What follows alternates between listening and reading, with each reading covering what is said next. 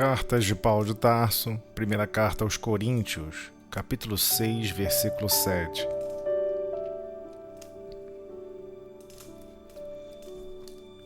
Mensagem presente no livro Pão Nosso, capítulo 142, editora FEB.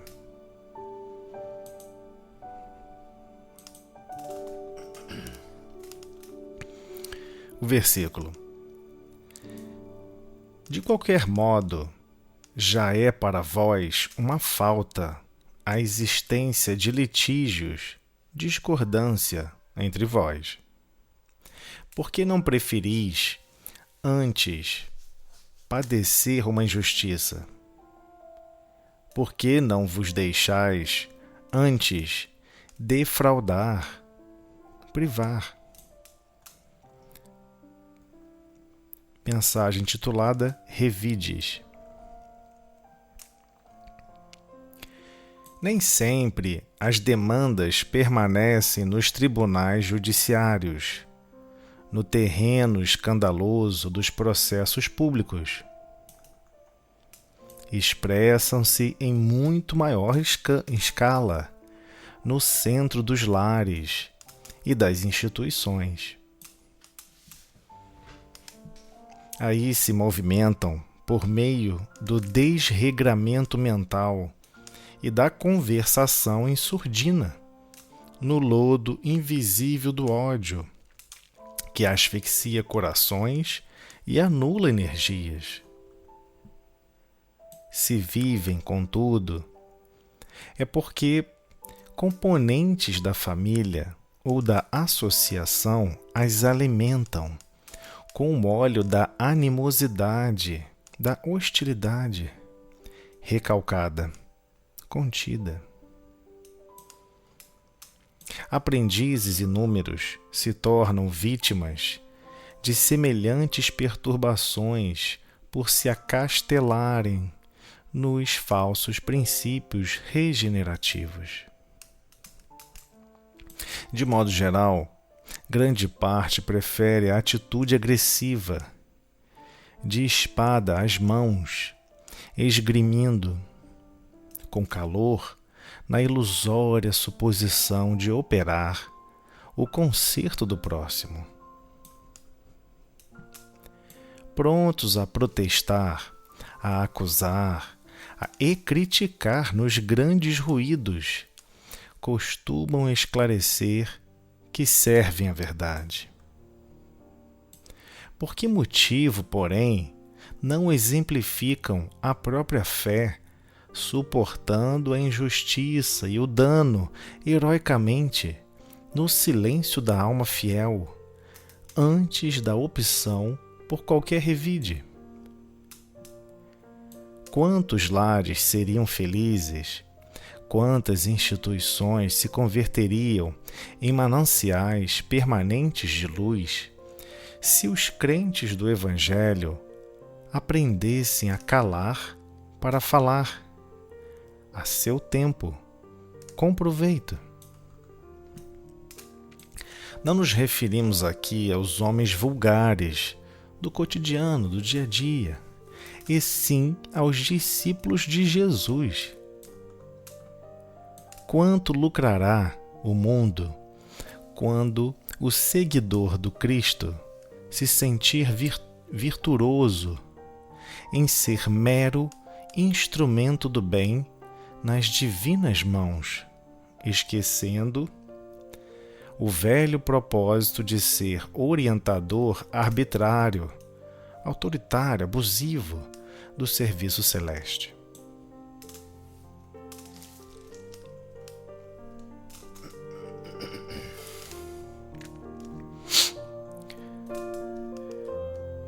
Mais uma vez, Paulo apresenta essa carta de resposta aos Coríntios, a tão amada sede e conglomerado de Corinto, a igreja formada, aquele grupamento formado, o qual ele tinha um extremo carinho por aquele grupo.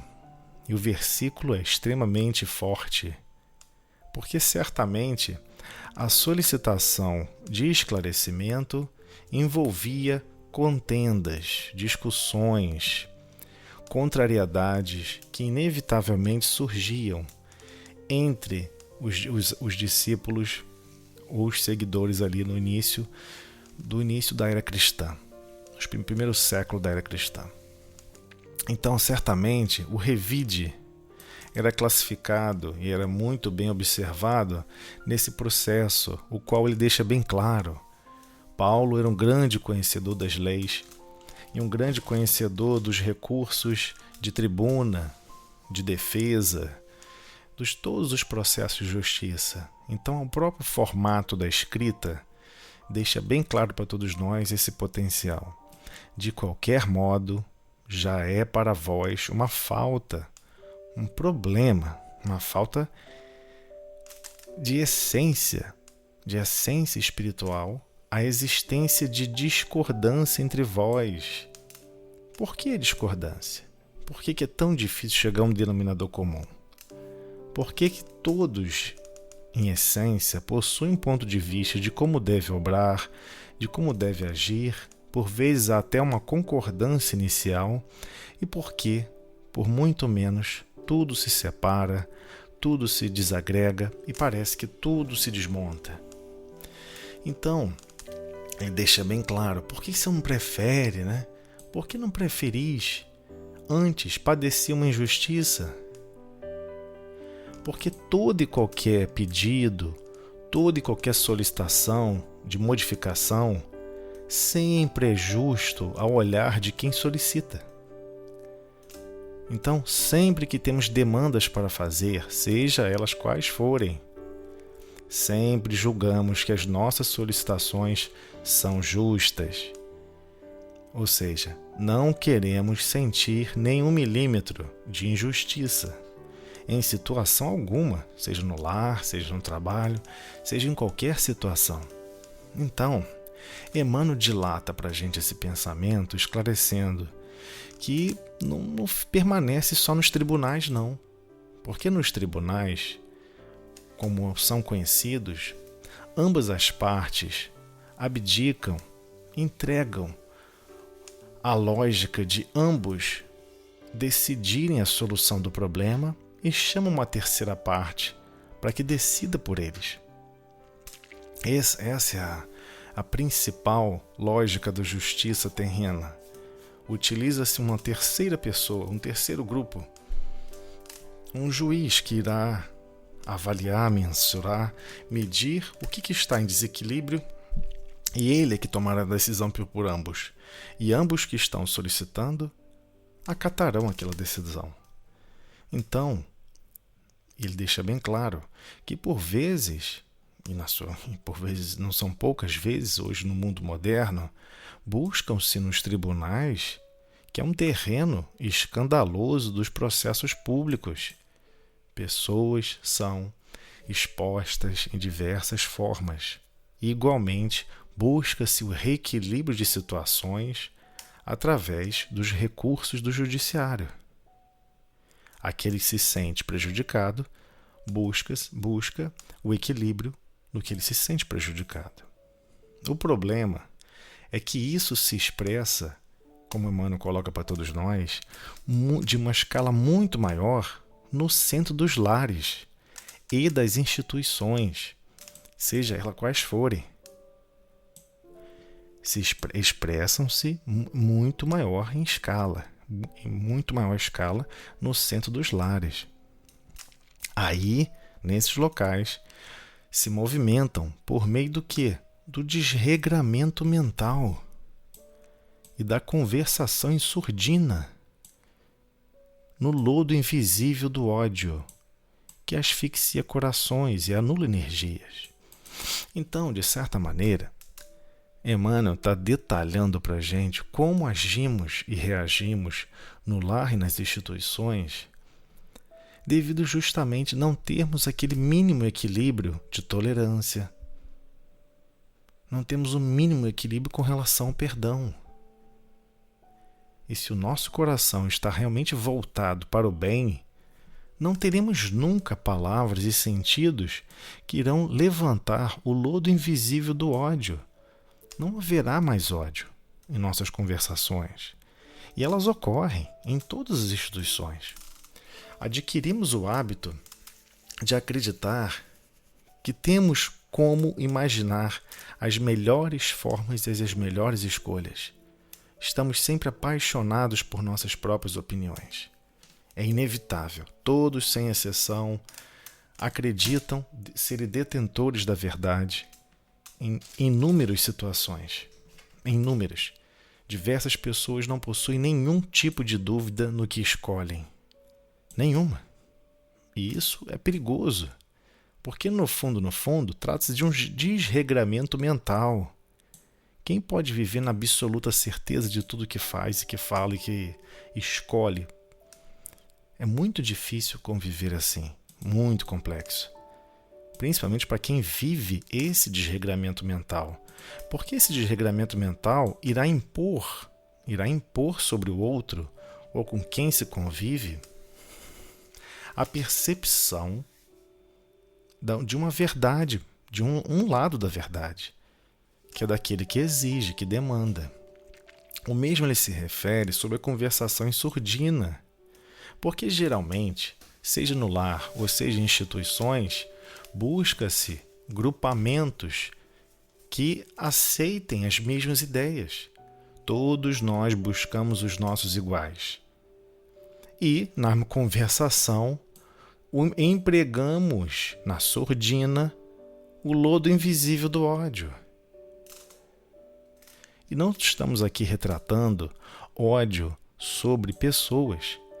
Estamos, por vezes, retratando aqui ódio sobre ideias, escolhas, mas que, por final, respingam sobre as pessoas, porque acaba asfixiando o próprio coração de quem assim exerce esses sentimentos e, igualmente, anula as energias de quem assim procede, em vez de agir no bem, fica desfiando o mal. Quase que num processo sem consciência plena. Então, se vivem, contudo, é porque componentes da família ou da associação as alimentam com o óleo da animosidade, da hostilidade, da recalcada. Animosidade recalcada. Ou seja, aquela animosidade, aquela hostilidade contida. Você quer ser hostil, mas abranda o processo de hostilidade. Então temos que tomar muito cuidado com essas formas de agir e reagir uns com os outros. Porque no fundo, vamos sempre argumentar que estamos pretendendo agir com a verdade, agir com a bondade. Vamos sempre pretender que estamos fazendo as melhores escolhas. Mas será que estamos mesmo? Então, precisamos dinamizar os nossos sentidos, especialmente com relação à verdadeira benevolência. Realmente o que estamos fazendo está criando bem em alguma coisa? Ou ansiamos que vá criar um bem? Ou melhor, quando realizamos uma escolha, checamos se foi realmente um bem que foi feito? Para começar a questionarmos a nossa forma de julgar as situações? Então é um tema muito complexo, porque ele vai diretamente na raiz do problema. A raiz dos nossos problemas é a relação que nós temos com o poder. E todos temos poder uns com os outros, seja no lar ou seja em instituições. Corações estão ligados a todos nós. E por vezes empregamos muito mal o poder quando falamos, quando tratamos uns com os outros. Então, aprendizes inúmeros se tornam vítimas de semelhantes perturbações. Aqui se tornam vítimas de si mesmos. Aqui está sendo expressado aqueles que se arvoram de detentores da verdade no princípio de manutenção da paz, no princípio de manutenção do progresso, sem observar as consequências, se geraram paz ou se geraram algum progresso. Então, é importantíssimo compreender que, por vezes, nos acastelamos, ou seja, subimos no topo de castelos mentais, já que eles não existem, porque estamos subindo sob falsos princípios regenerativos. Acreditamos que estamos falando, estamos atuando em processo de regeneração, de transformação de terceiros, enquanto que, na verdade, só estamos empunhando novamente a velha espada das ações de se existe um problema, você quer destruí-lo. Especialmente quando as situações que nos cercam são diferentes de como pensamos e como imaginamos como a vida deve ser. Então, de modo geral, grande parte prefere a atitude agressiva, de espada em mãos, esgrimando com calor na ilusória suposição de operar o conserto do próximo. Então, diversas situações que ocorrem, seja no lar ou em instituições, algo que julgamos que foi errado, que houve uma má conduta, que não está adequadamente coerente com os princípios que cada um exorta, que cada um exibe ou professa, existe um problema gravíssimo quando intentamos ou pretendemos operar algum tipo de conserto do próximo. Como consertar um próximo? Como consertar um sentimento que foi construído durante 3.000 anos de equívocos num coração de alguém? Se pararmos para pensar, o processo de reencarnação, vivendo e convivendo com diferentes opiniões, com diferentes situações, é o contraste que temos que perceber onde está a verdade, onde está a luz. Então, se nós temos trevas em nossos corações, e nós temos, devemos continuar procurando a luz da verdade. A verdade, ela não está em cima de uma mesa brilhando, reluzindo como uma luz. Ela está no meio do turbilhão dos nossos sentimentos, das nossas percepções. Então, se temos dificuldade de operar em consertar nós mesmos, como podemos imaginar que teremos extrema facilidade em consertar o próximo? Então, devemos sempre orar, pedir ajuda, amparo. Se observamos que existe alguma contrariedade, algo que podemos operar em auxílio ao próximo, ou seja, aquele mais próximo de todos, aqueles com quem nós convivemos, devemos sempre repensar a forma como vamos agir, a forma como vamos falar. Porque de início estamos prontos sempre a protestar, a acusar, a criticar, nos grandes ruídos. E costumamos esclarecer que servem a verdade. Esse é o problema. Por isso que Deus, e acima de tudo, na representação mais direta, Jesus deixou claro para Simão Pedro: Simão, eu vou provar para você que os seres humanos, todos nós aqui nesse nível espiritual, esse grupamento espiritual está nesse nível, eles são muito mais ignorantes do que perversos. E Pedro não entendeu aquela fala. Então Jesus completou: Pedro, essa noite mesmo tu me negará 3 vezes. E deixando claro, você não vai me negar 3 vezes por maldade. Você não vai me negar 3 vezes porque me odeia. Ou seja, você não vai escolher ir contra anos de convivência com a verdade simplesmente porque você está sendo maldoso, mas porque está ignorando o que é viver a verdade. Então assim somos todos nós. Nós ignoramos o que é viver a verdade, porque a verdade é tudo que está ligado a Deus. E tudo que está ligado a Deus não pode ter repercussões e criações negativas. Ao contrário, deve sempre se expressar na mais pura e brilhante propriedade do amor. Então precisamos ter muito cuidado quando estamos prontos a protestar, prontos a acusar, prontos a criticar. E são basicamente ruídos, ruídos que por vezes não geram nenhum resultado positivo. Então, por que motivo, porém, já que está se julgando, servir a verdade, defender a verdade, não exemplificam a própria fé suportando a injustiça e o dano heroicamente no silêncio da alma fiel, antes da opção por qualquer revide? Então, em todas as situações de conflito, e eles existirão, se ainda não percebe o conflito, é porque por vezes estamos distraídos, mas sempre haverá conflito. Um escreve com o braço direito, o outro com a esquerda. Um gosta de uma coisa, XPTO, o outro, XPTB. Um gosta de água gelada, o outro gosta de água quente. Um gosta de mais sol, o outro gosta de mais sombra.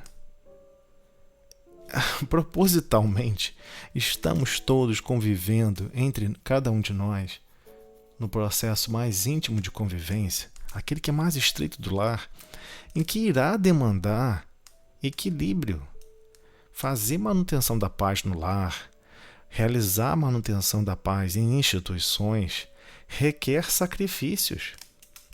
E um dos sacrifícios é não optar pelo revide. Se sofreu uma injúria, sofreu uma injustiça, sofreu um dano, precisamos aprender a silenciar com a alma fiel. De que você está se portando e fazendo melhor, mantenha sua alma fiel. Antes de qualquer opção de revide, para que revidar? Não há necessidade de revide, não há necessidade de jogar de novo o campo das emoções nos desfiladeiros do equívoco em relação a querer retaliar, ou seja, eu quero dissolver o que eu acho que está errado com coisas mais erradas. Não funciona assim. Então só vamos dissolver o que nós acreditamos que está errado com bondade, com carinho, com tolerância, com perdão. Então, Emmanuel comenta ainda mais. Quantos lares seriam felizes? Quantas instituições se converteriam em mananciais permanentes de luz se os crentes do Evangelho aprendessem a calar para falar, a seu tempo, com proveito? Então, a maioria dos grupos que entram em grandes conflitos, desuniões, desagregações, perderam esse princípio dentro de si mesmos. Porque ele está deixando bem claro aqui, não nos referimos aqui aos homens vulgares. Aqui as pessoas estão no cotidiano, vivendo a vida como levando a vida de uma maneira totalmente artificial, sem perceber a lógica da vida. Aqui está falando sim, não nos referimos aqui aos homens vulgares, e sim aos discípulos de Jesus. Aquele que é discípulo de Jesus observou que Jesus veio trazer e dar cumprimento à lei de justiça, amor e caridade. Até então todos falavam de justiça sem entender o que é justiça. Ele vem e dá complemento a essa lei, compreendendo como se aplica o amor para com todos e como se empreende o bem para todos, incessantemente. Então, quando ele apresenta a lei de justiça, amor e caridade, em vivência, experienciando, vivendo isso a cada segundo, ele deixa o exemplo mais importante. Quando ele visitou a cidade de Nazaré, sua cidade natal, já se apresentando a doutrina que ele veio trazer, a boa nova que ele veio trazer, a maioria não o aceitou. E mesmo assim, ele não guardou nenhuma mágoa, nenhum sentimento contrário, e não quis entrar em discussões impróprias, infrutíferas de querer convencer quem está certo e quem está errado. O tempo provou que ele estava certo. E ele viveu a certeza de estimar, de sentir o bem, de promover o bem incessantemente. É esse o exemplo que temos que seguir. Então, quanto lucrará o mundo quando o seguidor do Cristo, aquele que se diga realmente cristão, que quer observar o que o Cristo vivenciou e exemplificou e quer aplicar na própria vida? Então, quanto lucrará o mundo quando o seguidor do Cristo se sentir venturoso em ser mero instrumento do bem nas divinas mãos, esquecendo o velho propósito de ser orientador arbitrário, autoritário abusivo do serviço celeste? Então, ele está deixando claramente, por vezes temos séculos e milênios onde reencarnamos inúmeras vezes como orientador do lar ou orientador de instituições, seja religiosa ou não, de uma maneira autoritária e por vezes até abusiva. E acreditamos que estamos implantando um serviço celeste. Um serviço celeste de desenvolvimento de postura da melhor maneira possível. E não reconhecemos que a geratriz dessa forma de orientar está viciada em hábitos e sentimentos contrários ao bem. O ato de se manifestar não se manifesta com a presença do bem, apenas com palavras que dizem bem, que soam bem. Mas no fundo, o sentimento não é de bondade, o sentimento não é de acolhimento, o sentimento não é de amizade. Então precisamos sondar mais o nosso mundo íntimo, porque a opção de querer promover o revide está atrelado à nossa posição de sempre querermos estar com a verdade. Queremos que todos tenham uma opinião legitimamente perfeita, coincidente com tudo que escolhemos. Isso é impossível. Impossível.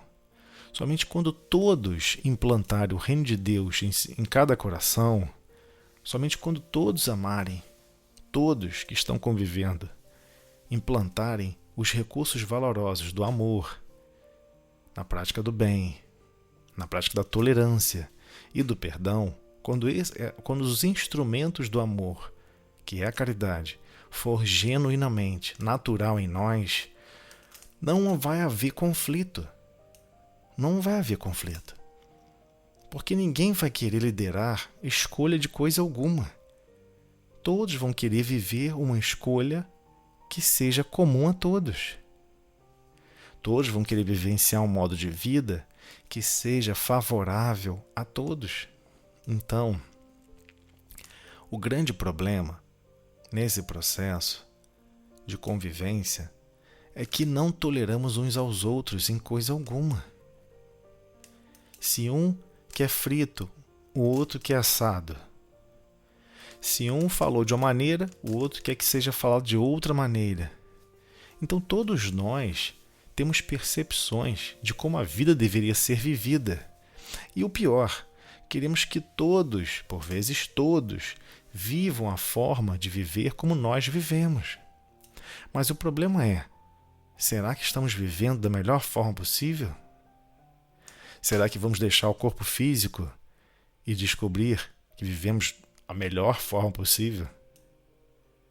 Então, ainda não alcançamos a grandeza de chegar ao fim do dia e repensar o que eu vivi o dia inteiro que não foi coerente com as expressões do Cristo. O que eu vivi o dia inteiro, no caso, que eu sou até contrário, e que na verdade gostaria de estar vivendo fielmente os ensinos do Cristo.